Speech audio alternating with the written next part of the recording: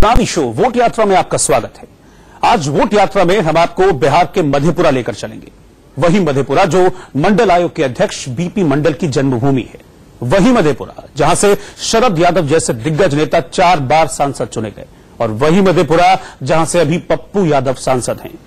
लेकिन आजादी के 71 साल बाद भी मधेपुरा को जो मिलना चाहिए था वो अब तक नहीं मिल पाया है। आज मंडल की धरती पीएम मोदी और बिहार के सीएम नीतीश कुमार से बात करेगी। तो आइए शुरू करते हैं वोट यात्रा।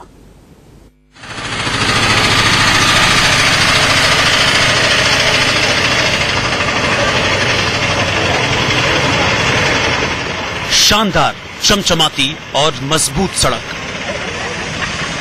सफर इतना आरामदायक कि पेट का पानी तक न हिले। ये विकास की सड़क है, वही विकास जिसकी बाट देश की जनता पंजों पर खड़ा होकर जोह रही है। हाथ हाथ भर के गड्ढे और कीचड़ ही कीचड़। मधेपुरा में हमारा स्वागत इसी तरह हुआ।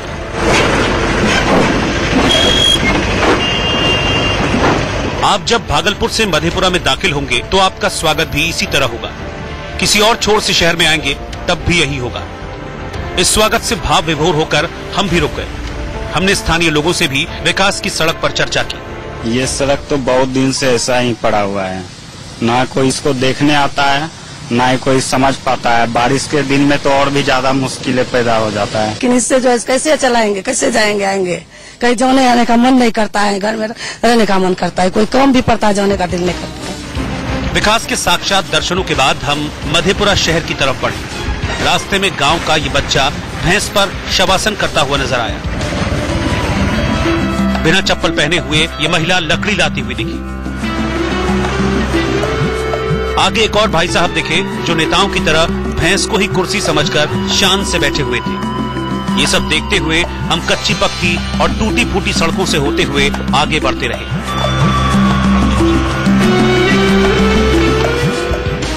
आखिरकार हम पप्पू यादव के शहर मधेपुरा पहुंच गए।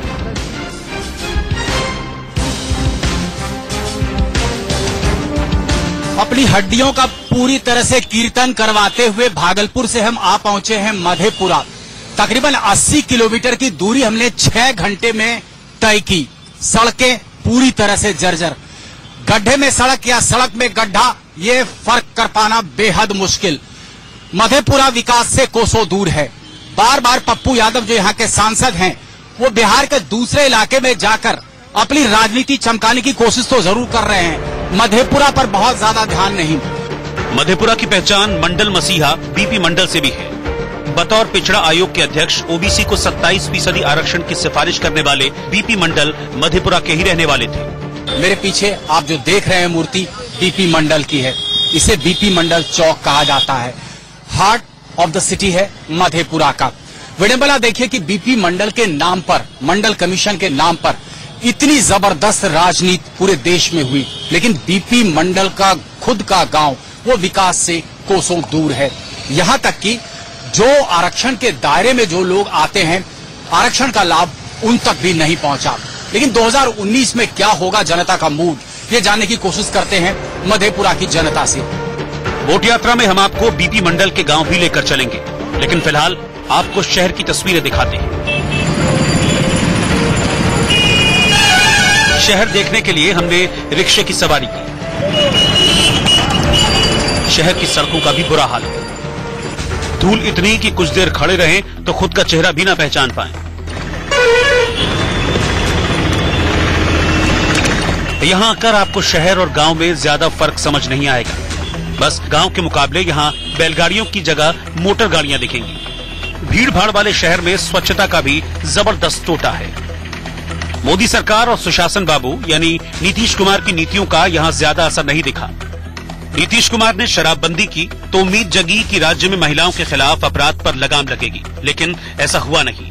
हमने शहर के कॉलेज चौक पर एक स्थानीय महिला से जाना कि वो नीतीश को वोट करेंगी या नहीं। ना, उसको नहीं करेंगे। क्या कारण है? कारण यही है कि महिला के साथ जो है बलात्कारी, जो बच्चे के साथ कभी नहीं रुक सकता है। महिला उससे है खुश नहीं है। और दारू शराब के बारे में वही बोला कि सगठे भी उसका बंदी था, लेकिन कल भी देखे कि मारपीट कर रहा था, पी करके छोराबाजी किया। यानी शराबबंदी के बावजूद शराब की अवैध बिक्री और बढ़ते अपराध महिलाओं के लिए बड़ा मुद्दा है। इसके बाद हमने स्थानीय लोगों से ये भी जाना कि मुसीबत में लालू का हाथ पकड़ने वाले और फिर लालू को ही बीच मझधार में छोड़ देने वाले नीतीश कुमार के साथ बीजेपी को कितना फायदा होगा। नीतीश कुमार साहब को बहुत बड़ा नुकसान होने वाला है, साथ ही साथ भाजपा के लोगों को भी नुकसान होने वाला है। क्यों? बिहार के लोग चले गए हैं और इस कदर चले गए हैं। पहले नीतीश जी सामाजिक न्याय के साथ में थे, आज दंगाई के साथ में है। चाहे लालू जी भले हो बुरे हो, उनको उनके साथ में जिस तरह से उन्होंने पार्टी की जीत लिया था, उनको उनके साथ में रहना चाहिए। आपको लग रहा है कि तेजस्वी यादव में इतनी काबिलियत है, उनके कांधे इतने परिपक्व हैं, इतने मजबूत हैं कि वो लालू प्रसाद यादव की लीगेसी को लेकर के आगे बढ़ पाएंगे? बिल्कुल, लालू यादव के विरासत को तेजस्वी संभाल लिए हैं और जो चुनाव का मुद्दा था, जो उनका मिशन था, वो उस मिशन में आगे बढ़ भी रहे थे, लेकिन उनके साथ छल हुआ। 2019 में यानी कि मान लिया जाए कि भाजपा के लिए केक वॉक नहीं होगा। जो हालात 2014 में थे, एक मोदी लहर थी, वो मोदी लहर कम से कम मधेपुरा में 2019 में देखने को नहीं मिलेगा क्या? नहीं, बिल्कुल नहीं मिलेगा। जो पहले की मोदी लहर थी, इस बार तो देखने को नहीं मिलेगी। उनका काम जो है इस इलाके में तो बिल्कुल नहीं हो पा रहा है। कॉलेज चौराहे से तो कम बीजेपी और जेडीयू के लिए बैड न्यूज ही सुनाई दे रही है। 2014 में नौजवानों ने बीजेपी को खूब समर्थन दिया था, लेकिन अब युवा क्या सोचते हैं, हम आपको एक नौजवान की राय भी सुनाएंगे। लेकिन उससे पहले पीएम मोदी का रोजगार पर दिया हुआ एक बयान सुनिए। भाइयों बहनों, रोजगार आपको आपके प्रदेश में मिलना चाहिए कि नहीं मिलना चाहिए, आपके इलाके में मिलना चाहिए कि नहीं मिलना चाहिए। और इसलिए भाइयों बहनों, हमने मेक इन इंडिया का अभियान चलाया है। हम चाहते हैं छोटे छोटे कारखानों का जाल बिछे, छोटे छोटे कारखाने लगे, हर गांव गली मोहल्ले में रोजगारी का अवसर पैदा हो और नौजवान अपने ही इलाके में रोजगार कमाए, ताकि शाम को अपने माँ बाप के पास जाकर के बैठ सके। ऐसी बातों से ही बेरोजगार युवा बीजेपी की तरफ खिंचा चला गया था, लेकिन अब उसकी राय बदल रही है। सबसे पहले बोला गया था कि युवाओं को रोजगार दिया जाएगा, लेकिन आज तक 4 साल बीत गए हैं, युवाओं के साथ क्या व्यवहार किया गया है। एग्जाम लेते हैं, इतना दूर भेज देते हैं कि दोबारा एक फॉर्म भरने का नौबत नहीं आता है। बिहार सरकार की बात रही, बिहार एसएससी की जो फॉर्म लिया गया था, आज 5 साल बीत गए हैं, लेकिन आज तक उसका कोई सूचना नहीं जारी है। एग्जाम लिए घोटाला हुआ, घोटाले में ही सरकार चल रही है, ना कोई विकास है, ना कोई मुद्दा है। किस आधार पर मोदी जी वोट मांगने आएंगे हम लोगों से, खास करके युवा वर्ग से। शहर में अगले पड़ाव पर हम मधेपुरा के सिंघेश्वर मंदिर पहुंचे।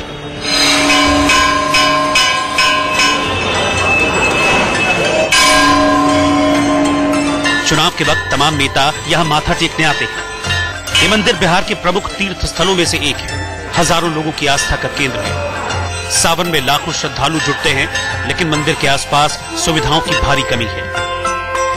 मंदिर के बाहर छोटी छोटी दुकानें लगती हैं, जो लोगों की आमदनी का मुख्य जरिया है। हमने उनसे जाना कि दुकान कैसी चल रही है। कितना बिक जाता है आपका सामान एक दिन में? 200-400 रुपए। 200-400 रुपए की कमाई होती है। रोजगार का 400 रुपए की बिक्री है, तो उसमें कमाई कितनी होती है? 100 रुपए। 100 रुपए के आसपास कमाते हैं। 100 रुपए से गुजारा हो जाता है क्या? किसी तरह जीवन तो काटना ही पड़ता है। आप खुद ही अंदाजा लगा लीजिए कि 100 रुपए में आप कितना खाएंगे और कितना बचाएंगे। शहर का सियासी रुख भांपने के बाद हमने रुख किया गांव का, क्योंकि असल भारत तो गांव में ही बसता है।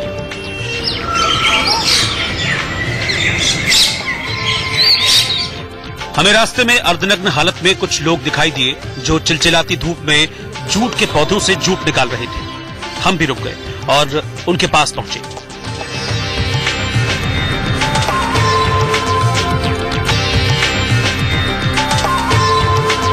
दिल्ली मुंबई जैसे शहरों में आप जूट की जिस रस्सी, थैले, कालीन और दूसरे सामान का इस्तेमाल करते हैं, वो इस तरह कड़ी मेहनत करके निकाला जाता है। जूट की फसल को कई दिन पानी में डुबोए रखा जाता है, ताकि उससे जूट निकल सके। हमने इन लोगों से जाना कि ये लोग जूट से कितना कमा लेते हैं। ये कितना मेहनत करके कितना निकलता है आपको?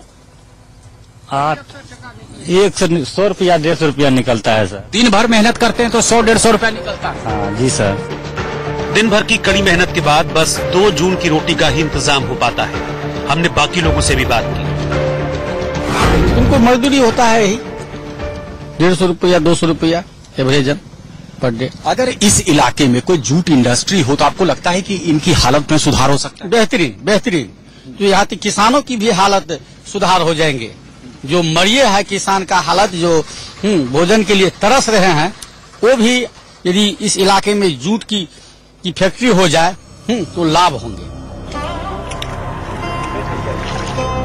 जूट किसानों की दुर्दशा देखने के बाद हम आगे बढ़े। सड़क के दोनों ओर झोपड़ियों में जूट के गट्ठर रखे हुए थे। इस इलाके में जूट की जबरदस्त पैदावार होती है। हम कच्ची पक्की सड़कों से होते हुए आगे बढ़ते रहे। सफर में आगे हम पूर्वी कुछा बेलारी गांव पहुंचे।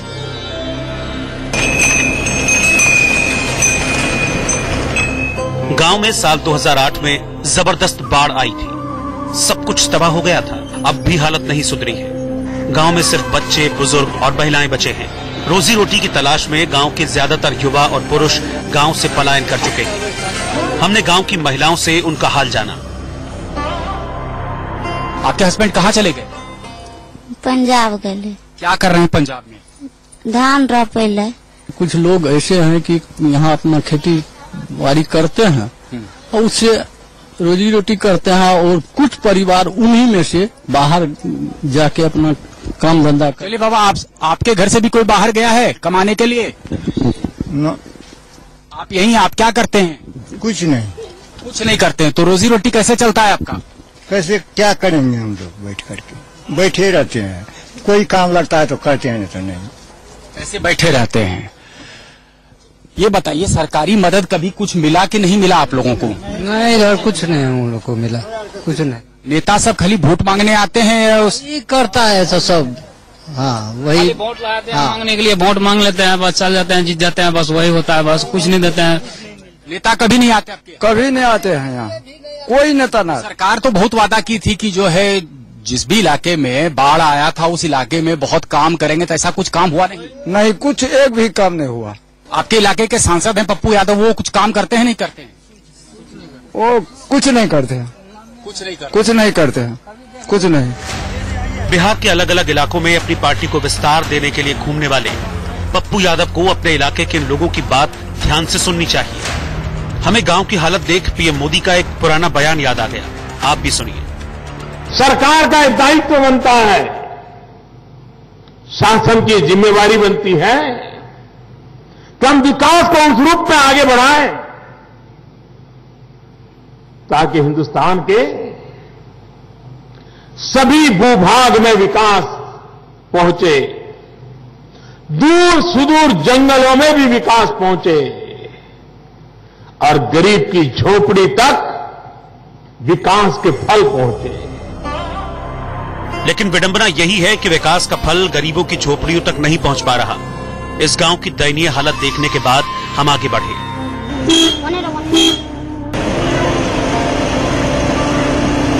पुल पर हमें कुछ स्थानीय किसान मिले। हमने उनसे जाना कि 2019 में वो किसे झटका देने वाले। बिहार की जनता जो है सर जी अभी किसान की समस्या लेके परेशान है। जो किसान की समस्या लेके जो है मोदी सरकार को बहुत बड़ा झटका आ सकता है। हम लोग जो है मन बना रहे हैं कि मोदी सरकार के विरोध में जो काम करेंगे और अच्छा करेंगे उसको हम लोग। ऐसा क्यों? मोदी सरकार ने एमएसपी बढ़ाया, मिनिमम सपोर्ट प्राइस जो है फसलों की कीमतें बढ़ाई है, इसके बावजूद अभी किसान के द्वारा जो डीजल अनुदान की घोषणा की जाती है, सरकार पूरे राज्य में डीजल अनुदान की घोषणा होती है और किसान तक डीजल अनुदान की पैसा नहीं पहुंचती है कि उसका मिली बैंक और प्रशासन के मिली भगत से डीजल अनुदान का पैसा लूट लिया जाता है, जिसके चलते किसान को पैसा डीजल अनुदान का नहीं मिलता है। और सरकार डीजल का भाव बढ़ा रही है, पेट्रोल की भाव बढ़ा रही है। हम लोग का मशीन जो पटवन के लिए है डीजल के बिना नहीं चलता है और डीजल का भाव बढ़ने से हम लोग किसानों को कोई फायदा हो नहीं रहा है। यानी डीजल की लगातार बढ़ती कीमतों से किसान काफी नाखुश हैं। हमने अपना सफर आगे बढ़ाया। रास्ते में कुछ बच्चे मटमैले पानी में नहाते हुए नजर आए तो कुछ तैराकी करते हुए। तैरना सीखना जरूरी है क्योंकि इस इलाके में कोसी हर साल कहर बरपाती है। हम आगे बढ़ते रहे। इन्हीं सड़कों से होकर हम मंडल मसीहा बीपी मंडल के गांव मुराहो पहुंचे। गांव में हमें मंडल के भतीजे ज्योति मंडल मिले। जेएनयू में पढ़ाई कर चुके ज्योति गांव में आकर बस चुके हैं। उन्होंने 2014 के चुनाव का जिक्र करते हुए मोदी सरकार पर अपनी राय दी। क्योंकि मनमोहन सिंह की गवर्नमेंट को इतना ज्यादा बाबा रामदेव, अन्ना हजारे, ये लोग इतना उछाले जो पूरे हर आदमी के कन कन जन जन में दिल दिल में बैठ गया जो करप्ट गवर्नमेंट है, सब चोर है। उस चोर को बदलने के लिए उसको अल्टरनेट चाहिए। अल्टरनेट में बीजेपी थी और बीजेपी के नेता के रूप में उभरे मोदी जी, जिस पर कि लोगों को विश्वास हो हाँ ये कुछ करेगा, ये शख्स शादीशुदा नहीं है, इसको परिवारवाद का कोई चक्कर नहीं है, ये कुछ करेगा देश के लिए। निश्चित रूप से वो करना भी चाहते, इसमें कोई शक नहीं। समय का तकाजा है जो वो उस पर खड़ा नहीं उतर पा रहे हैं, लेकिन उनमें कोई गड़बड़ी नहीं है। हमने ज्योति मंडल से ये भी जाना कि 2019 में कैसे सियासी समीकरण बनेंगे और विपक्षी एकता की कितनी संभावनाएं हैं। कोई पार्टी अब अकेले रूल नहीं कर सकती है हिंदुस्तान में। जो भी पार्टी है सब 10-20 पार्टी मिलकर के ही रूल करेगी, चाहे वो जो भी हो। सवाल उपस्थित है नेता का, तो नेता ये लोग अपना चुनेंगे, लेकिन लोगों के मन में ये धारणा बैठ गई है कि हमको इस गवर्नमेंट को बदलना है। तो ये थी मधेपुरा की जनता की राय। आइए अब आपको पिछले चुनाव के नतीजे बताते हैं। 2014 के लोकसभा चुनाव में पप्पू यादव ने आरजेडी के टिकट पर चुनाव लड़ा और जीते, लेकिन फिर अपनी अलग पार्टी बना ली। 2015 के विधानसभा चुनाव में जिले की 4 सीटों में से जेडीयू ने 3 सीटें जीत ली, जबकि आरजेडी 1 सीट पर विजयी रही। लेकिन बीजेपी अपना खाता तक नहीं खोल पाई थी। हमारी वोट यात्रा में जो कुछ हमने देखा उसका नतीजा यही निकलता है कि मधेपुरा में जितना विकास होना चाहिए था उतना नहीं हुआ। लेकिन जनता की अदालत में नेताओं को अपने चुनावी वादों का हिसाब तो देना ही पड़ेगा। मधेपुरा से शिव पूजन झा के साथ ब्यूरो रिपोर्ट, इंडिया न्यूज। तो आज आपने जाना मधेपुरा की जनता का सियासी मूड। वोट यात्रा के अगले एपिसोड में हम आपको लेकर चलेंगे बिहार के दरभंगा जिले में और जानेंगे कि 2019 के चुनाव पर वहां की जनता क्या कहती है।